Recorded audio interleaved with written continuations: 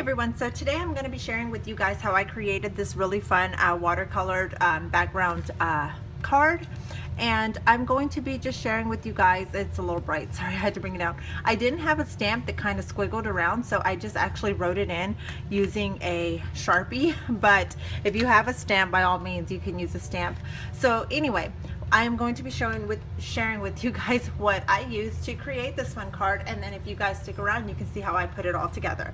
So I used this wooden stamp set from Michaels, and a lot of times the wooden stamp sets don't get used a lot. I know that a lot of people prefer to use, you know, the photopolymer stamps, which I do, but I've had these sitting on my desk and I wanted to kind of use them up, so I thought that I would make this really fun cactus card.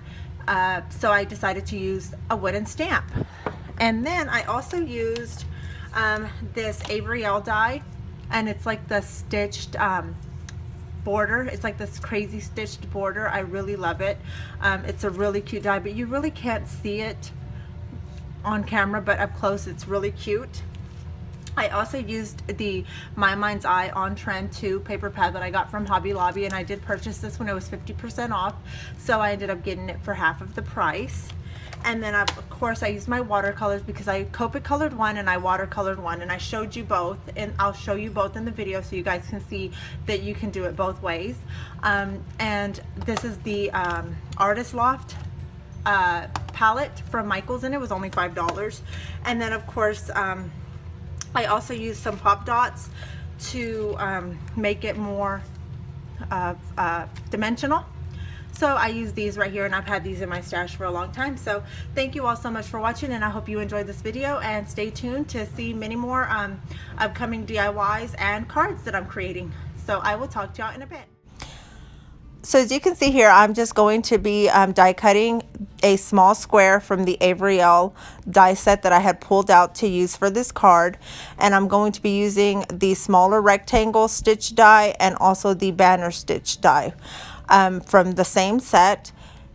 However, the banner stitch die the banner die that I actually use, I can't really find a sentiment that fits in it, so I end up having to handwrite the sentiment into it. But that's okay, because I mean, you can totally write in it. That's what it's for, right? You don't need to have a stamp set for every, you know, die set that you have.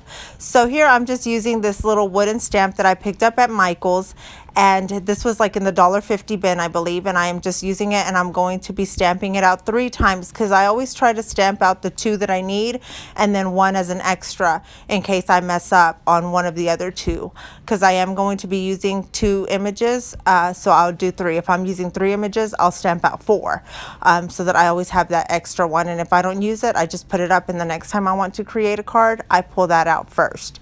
So here I'm using some watercolors because I wanted to show you guys how you can color using watercolors and how you can also color using Copics.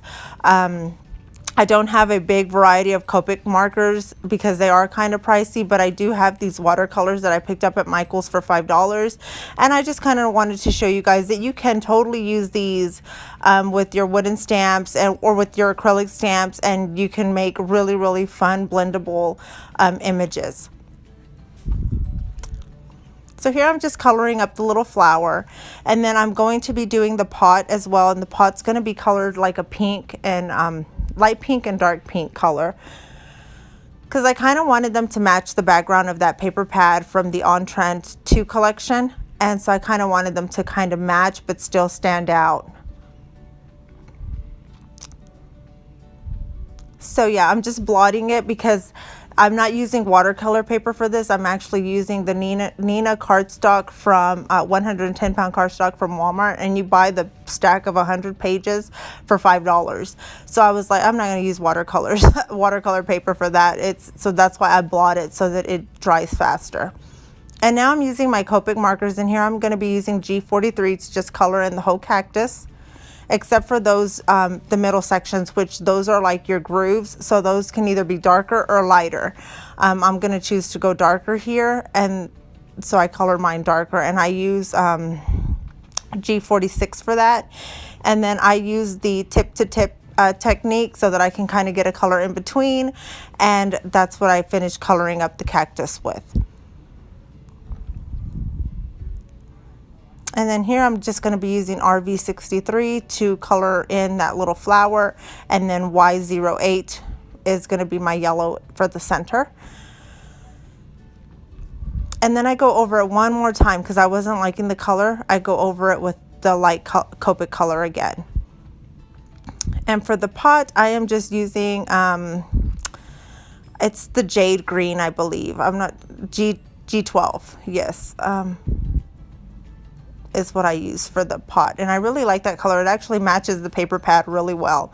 And then I'm using my white jelly pen to kind of give a little bit of a highlight onto the pot, and then I'm just going to be cutting these out by hand. I'm going to be fussy cutting them. Now that I've cut out both of them, I'm just going to be writing down into my little banner, thank you, because I'm going to make this into a thank you card. So yeah, that's for the banner. And then I'm also going to watercolor the background. I stick it down to the rectangle piece, but then I decide I want to watercolor my background.